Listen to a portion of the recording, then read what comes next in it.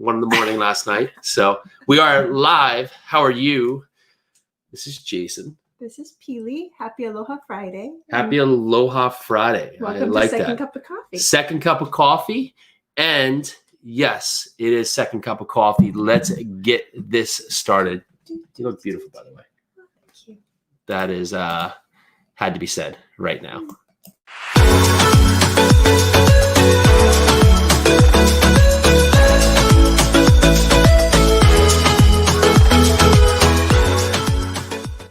Yes. So we are here. It is Friday. We have coffee. Coffee. We have coffee. And kiddos. And kiddos. So yes, I have taken on a new thing, and it seems people like it. Is that daycare workouts, which have been going well. So last night, my 50 push-ups ended up with 3 kids on me, and today a run into sit-ups ended up with 2 kids and a dog on me, and one kid yelling in the background, waiting for his next part of meals because he was hungry because he was a late riser, and for good purpose, right? We had an exciting night. We had a really exciting So night. It stormed here, and at about 12, I guess 12:30ish. 12:34 was the time. Our alarm goes off. Like boom. Right. Well, somehow the alarm had triggered about 20 minutes earlier, but the alarm triggered, but had not gone off. But it had buzzed the police station.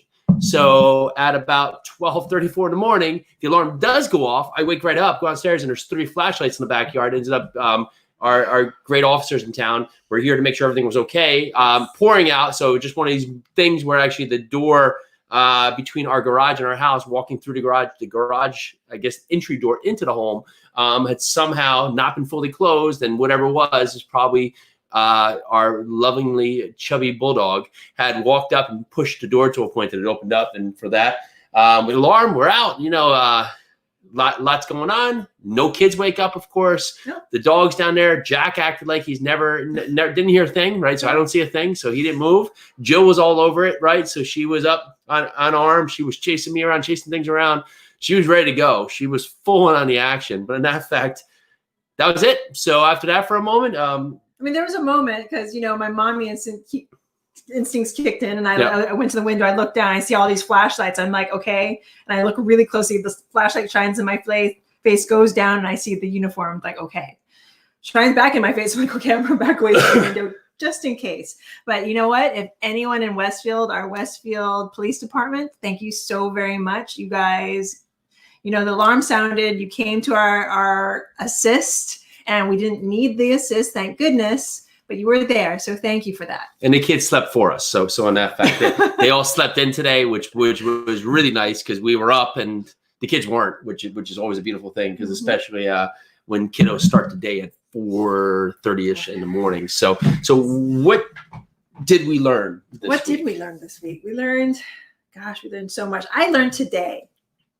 I finally pinpointed where I learned, where my mom and her sisters learned, where my father learned, where we all learned entrepreneurship. And I'm just going to reach over here because Lily's going to join us for a second, where we learned entrepreneurship. It was from my grandmother. Yeah, we're going to do something else, but we're going to talk to mommy and daddy's friends right now.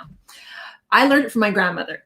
And my grandmother, by no means was she a business person, or she never had, I don't think she ever owned her own business, but and this was way before anybody else was doing this, she called herself the executive of the home, the CEO of her household. She put herself in a place of business because her business was the home.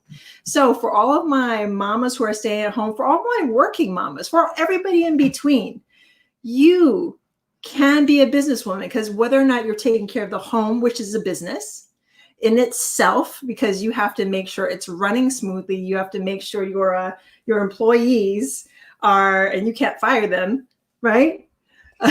Your employees are well taken care of. Is time out retiring or firing them? Not firing. It's more like time out. Anywho, I'm gonna let Jason take over the question, and I'm gonna go take care of my employees right now. Well, we'll go on that. So one of the last things that before her grandma passed was Peely and I had never met her grandma. Peely's family was in Hawaii, and it was just to get out there, but just to see really how much love was there with her grandma. The generations of family that was created, just the goodness that her grandma brought, and her grandma passed shortly after, and just to see how everyone came together and it became a celebration, right? It's sometimes we look back and you just think, well, if I'm going to go in that fashion, that's the legacy I want to bring. I mean, it's still talked about with such love and compassion, just the things that she did daily that really brought out.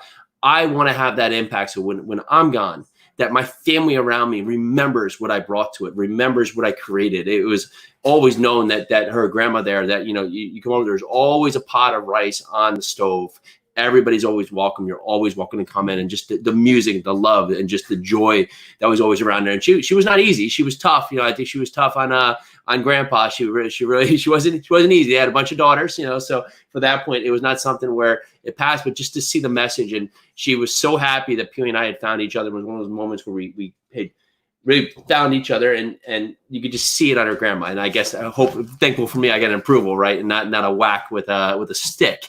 But moving in that, lots of that is that, okay, so what life is that going to be for us? And a lot of it is to talk today. So, and I was listening to something the other day, James Altucher, I don't know why I'm onto this track here, but I'm listening to this podcast. He had Matthew Berry on. So for anybody who plays fantasy football, he's part of ESPN. And he, to me, I didn't know, but used to be a successful, he called himself a B-level screenwriter. Right. So I think some of the things like Crocodile Dundee, I think he was the one who wrote Crocodile Dundee 3, which he was upset that didn't get the Razzie Award for worst film. It actually was second to worst film. But on that fact, he had wrote some things, and he was, from script to script to script, they were making about $250,000. And he just found that in his mid-30s, he was just so unhappy and depressed, and he was getting divorced.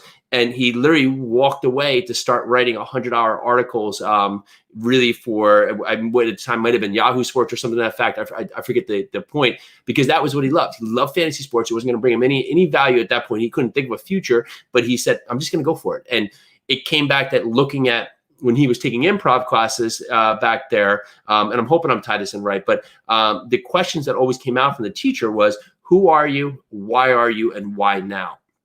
And if we look forward to what we're doing on a daily basis, we put those questions into context. Who am I? Why am I doing this? And why am I doing this now? And we need to continually ask ourselves those questions, right? We need to ask ourselves those questions through and throughout, because that sets up the narrative for our life. If we can't ask those questions, we can't look forward to know outward thinking why this is happening now, then we have to take a moment for ourselves. And to follow up on what you just said, like, ask those questions. And I know I said this a little earlier in the week. Ask those questions of yourself and really, really listen to the answers that you give yourself. Really, really listen. If there's anything that I've learned in this week, just this week, not that I was bad at listening before, and not that I'll be better in the future, but we can try, right? Yeah. Is to really, really listen to ourselves, listen to our family, listen to our friends, listen to those people that we know that are online, that we are acquaintances with. Listen to each other and take that breath. Take that breath, because what they might be saying to you, what you might be saying of yourself, really, really counts. And when you respond, whether it's to yourself or to your friends or to your family, make sure it comes from a good place, a place of kindness, a place of heart, or just don't respond. Yeah. And a good quote that I saw right before I came on this is, my intention is to go beyond what I used to be by eliminating my old story. Right. And there's nothing wrong. Like, if your old story is great, that's fine, but we have to continue to move forward. We can't be stuck in a place where we are, right? It's the Wayne Gretzky, right? So I didn't skate to where the puck was. I skated to where the puck is going, right? Following the narrative, following where I want to go. How can I look forward? And a lot of that's going to come down to the businesses we see come out of this now. Things have gotten pushed forward a lot quicker, right? So businesses that just were on the cusp of failing are now going to fail. Different in evolutions of anything, travel, real estate. It's going to happen, right? The meetings themselves, is going to happen in a different light. It's all getting pushed forward now because it's been put in this position here where changes. It not only needs to happen, but it will happen, and thankfully it will happen quicker, right? So instead of saying, okay, maybe this will take a couple more years, well, things around us are now going to set the precedent to be done now. And so we can look at ourselves. What does that mean for us? Like, what can we do better to prepare the family, to make sure that our kids are getting the right upbringing that we want, that we look at, but we constantly have to be looking at it differently, right? Every kid is different, so we can't just say, okay, here is the blanket learning we do at home, or the blanket way we talk to each one, or the blanket way that we discipline each one, or the blanket way we have fun with each one, because each one is their own little person, right? So we have to make sure that just like our life, as we navigate our life, we have to talk to what it is and not so much make it fit in this box. Well, like you said, everybody is a little bit different. And I was listening to what you said, and I'm looking at this quote that you have up from Maya Angelou. There is, I hope, a thesis in my work. We may encounter many defeats, but we must not be defeated. I'm saying that we encounter many defeats. Maybe it's imperative that we encounter the defeats, but we are much stronger than we appear to be, and maybe much better than we allow ourselves to be. So think about that. You are much better than you are allowing yourself to be. So there's something going virally throughout the internet talking about how, there's like two sides of the coin. Like, some people are thinking 2020 is just over. 2020 is like the worst year ever. We've had all the bad things happen. And we've had some pretty awful things happen. But don't be defeated. Use this. You can still make 2020 the day you woke, the year you woke up, the year you took your business to a higher level. Maybe it's the year you failed miserably, but you picked yourself up off the ground, because that's your choice. You have to make the choice. No matter what comes at you, you need to make the choice to take what comes at you and grow into it, onto it, because of it, in spite of it. Whatever it is, whatever you need to take that thing and make it into something that's going to be profitable to you, that's going to be positive for you and your community at large. Because yes, you want you, me, Jason, everybody that's listening here, everybody in the world wants to up-level their life somehow. That's why we're living. That's why we're here. But if we don't raise together, then what's the point? So don't be defeated. If you learn anything, take anything away from just this single podcast, video, live, it's don't be defeated. I like that. I like that a lot. And it is. And it's one of those points that you can look at every level of your relationships, people around you, is that you just want to continue to be your best self and just bring it forward for other people, right? And so I saw this funny meme the other day where it was, an alien watching TV, and the other alien came up and said, "What is he doing?" And he's saying, "Oh, I'm watching reruns of Earth 2020. What a mess," right? And he's like, "Yeah, okay, sure. Well, let's turn that around, right?" So we can all find ways to better ourselves and be better to the people around us. And that's the message, that if you look for that and you look forward, what do you want to leave as your legacy? What is it that, when you leave this earth, it's more to think, but you want to think of that. Like, who's going to be there? What are they going to say about you? What are the words that are going to be put out? Right. And, something that stands out is that, do you want the people to remember you, and that you carried a message that they're going to continue to take and make better for themselves? Did you have a huge impact on someone or people or what? And if it was just one person, that's enough, right? That one person, an impact on one person, and that person can have an impact on another person. That is what's going to make us better. Getting out there and talking and a positive message that can really, really impart that message upon thousands, hundreds, dozens, one person, doesn't matter. But you have to start with yourself to know that I need to make myself better today and now. Right now. And right now we are almost a half a minute to the midpoint of your workout. It is, yes. Workout Fridays, right? And so we had a good tag team combo workout. So we had the kids running rampant last night. So we did a back and forth, you go, I go workout. Our neighbors thought we were crazy. Yep. So it was about a 400-meter run, 30 revolutions on stationary bike, 10 burpees, 10 kettlebells, and then I would go and do the same, and then Peely would go, that's the same. So you're a couple, you got some kids, that's one way to do it.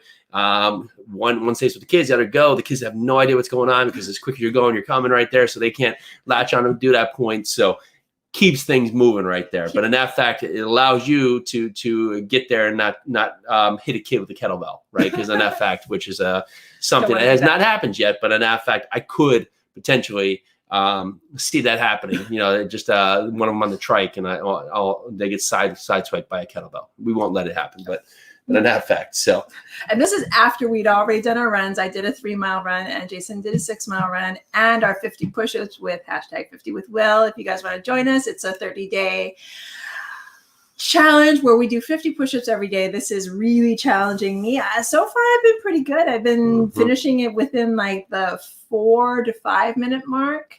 I'm hoping to get that time better and better and better. And the thing is, with the 50 push-ups, you don't have to finish one big setting. You don't have to just do 50, because I don't.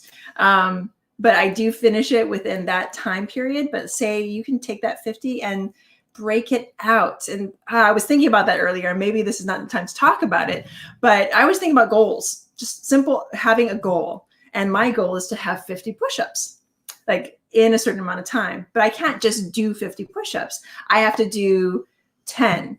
And then maybe 15, and then 10 again, and then maybe 5, and then I break it up into 3s, and then I break it up into 2s. If I'm particularly sore, then I'll just do 1. I'll be like, 1, awesome. Another 1, awesome. But that's what you do with goals. You break them up. And just something as simple as doing 50 push-ups, you can do it too. You just have to take chunks and break it up. So what are you reading right now? I'm still reading Everything is Figure Outable by Maria Forleo. I think I'm butchering her name every time I say it, so I'm saying it different ways. So hopefully, maybe if she ever watches this, she'll watch the one that I actually say her name correctly. Right now, I just read, she's talking about no excuses, which that hits my heart right here. But basically, you can either have the people that succeed either do it or they have an excuse. I'm butchering her comment, but that's basically it. You either do it or you have an excuse not to. So which side do you want to be on? Do you want to be on the side with the people who take action? Or do you want to give yourself excuses? Like, for instance, exercising, doing 50 push-ups. If you ask any of my family members or my, old friends, people I used to bartend with, they'd be like 50 push-ups, really? Seriously. My 20s, I would have never thought about doing 50 push-ups at once. But that's like the old me. That's the excuses. That's the, oh, my arms are too skinny. Oh, I don't want to bulk up. Oh, blah, blah, blah. Excuses. If I want to be stronger, if I want to be a better version of myself, if I want to push myself and take this challenge and prove to myself that I can and I will, then I'm going to do the challenge. I'm going to succeed at the challenge. I'm already going to think in my head, it's done. So I am on that camp. I'm not going to give myself any excuses not to. So this, I don't know why this came in my mind, but I'm going to tell you something that relates to that, right? So Frying Pan, we used to work, we bartended for a number of years, right? And so we never had what? What did we not have? What mixed drink did people ask for? All the time, and we never had it. I used to just tell people we serve beer because I didn't want to make mixed drinks. That's it. Or gin. We had beer and gin. And, yes. And that's how you sell millions of dollars of drinks a year. What do we have? I don't even remember. Mojitos. And one of the reasons for that was, what did we never carry? Mint, right. So this is where people say no excuses and they don't give in. So we had a big international crowd come, and this was like right when the mojito hit here. Someone had written about mojitos, and this was, everybody figured out mojito was a drink they wanted. But mint's going a couple different drinks. So there would be people there that would come up and we would say we don't have mint, but it wouldn't translate, right? Because we may have 10 different languages. So they go mojito, and you would go no, and they would go mint julep. Or that. No. There's that. Or caipirinha. No. But we knew people were really into it. They really were going for this drink because if we heard this one come up, they'd done their homework. the last one, and we would basically get out and ring a bell because they've hit all 4. It was like talking on like the climatic moment of bartending right there. Kaiparoska. No. But that had done it. We knew we made the point, right? There was that point that they had committed. They said, I am going to get myself a mint drink. They must have that mint hidden back there. We are coming for that mint.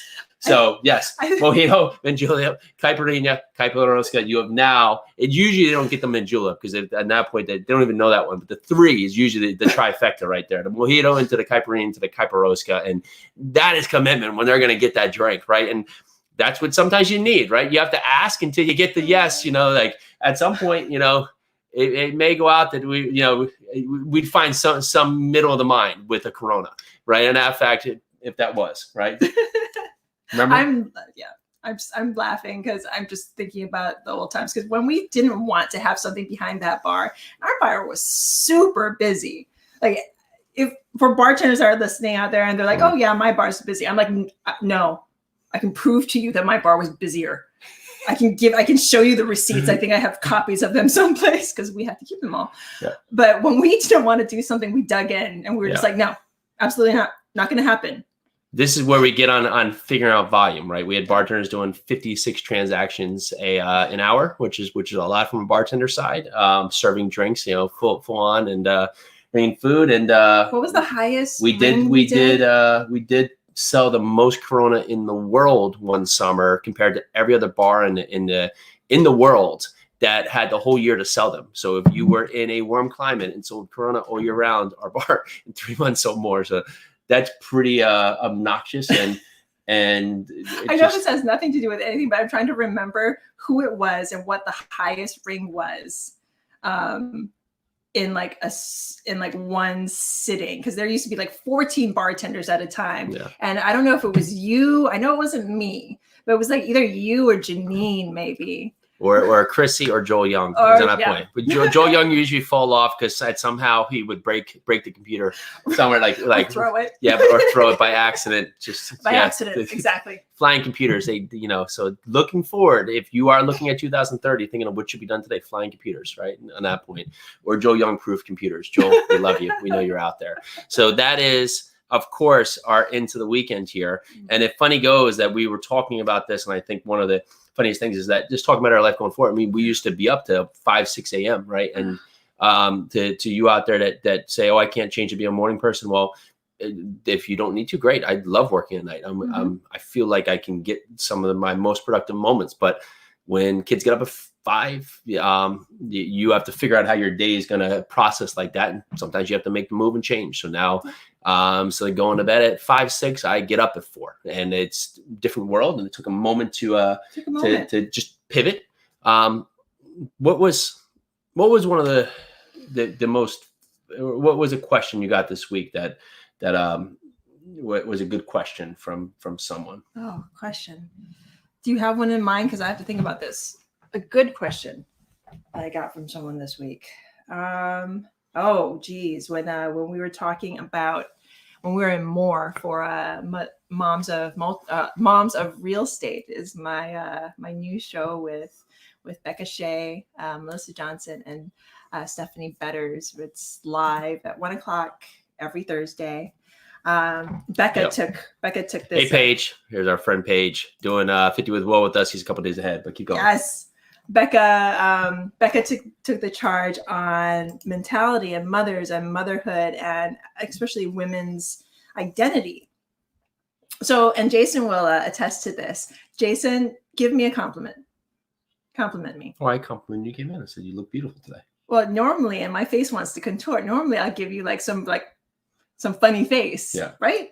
Always. And Becca was like, why do you do that? I was like, I don't know. I mean, like my family, if you see my family, we throw funny faces at each other all the time. I don't think any of my family members can take a compliment seriously. You ask us to smile for a picture, we might smile for 2 seconds and then we'll just throw funny faces. And I think it's like, why can't we take a compliment? I think that was the best question I was asked. I had to kind of search my soul as to not why I couldn't take a compliment and why women in general, not in general, I don't want to generalize all women, but why we put so much effort into beauty and into not thinking that we're beautiful ourselves and like demeaning ourselves. And when we see another woman, and we don't mean to do this, but for instance, Becca's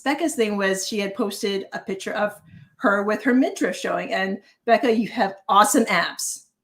But she was saying that she was getting some comments saying, oh, I wish I had abs like that. Oh, you know what? That's so cool that you can do that. I could never show my midriff in public.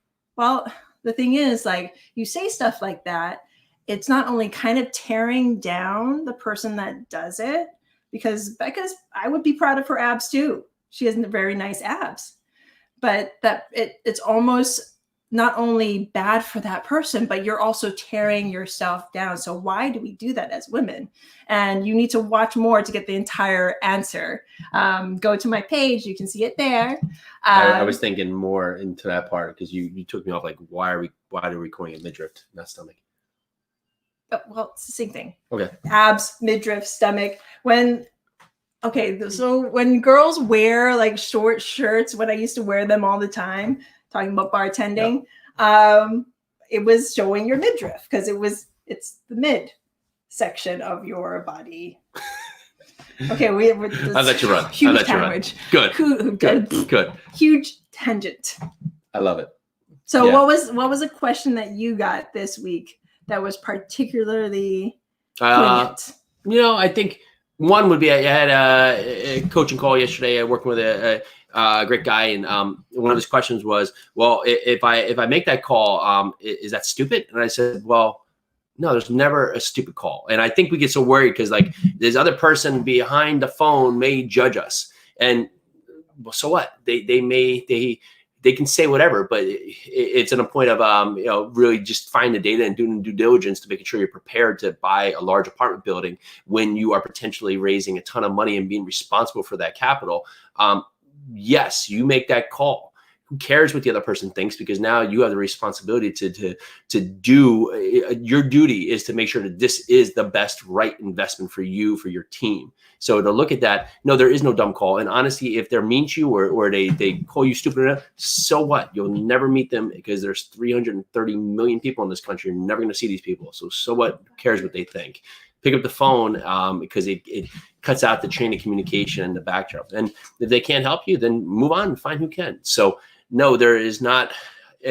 Of course, at any point, right? Like you have to learn something. So you have to be on some part of that. So I'm going through it today. I emailed out something to get something from a broker, and I got back something like whatever, dude, kind of response, and like sending me the data I already have, and I went back to him like, thank you, sir. I've perused the data. The things I'm asking for are not in there. So third email, I finally get back what I'm looking for, right? I could have said, oh, he's giving me an attitude and taking it that way, but no, he probably gets 100 emails today of people just fishing, and they're haven't even looked at things, right? And that happens a lot, right? You don't look at what's in front of you. You just ask what the help. Well, how can you make this more valuable? I asked pointed questions, and again, like, didn't get it back. So resent the same questions because I actually already perused it. I knew it wasn't in his marketing material. So went back and asked again, and finally got the data that I was looking for. Okay, fine. No hard feelings. I don't know who he is. He doesn't know me, who I am. So whatever, move on. But that said, moving on, have you subscribed to the Jason and Peely Project over at YouTube? Done a ton of that channel. Got some great video editing. If you haven't, please go over there. Make sure you hit it up. You have a ton of fun things going there. We would so appreciate it. It means the world to us. And yeah, all the great comments. Yeah, thank you. Thank you for everyone who continues to give us a great message on the show. It's been a ton of fun doing it. This was fun today. I don't think we've talked about bartending for a while. Yeah, I don't think so either. All right. So we will see you on Monday. It is. Happy Aloha Friday, folks. If I can remember.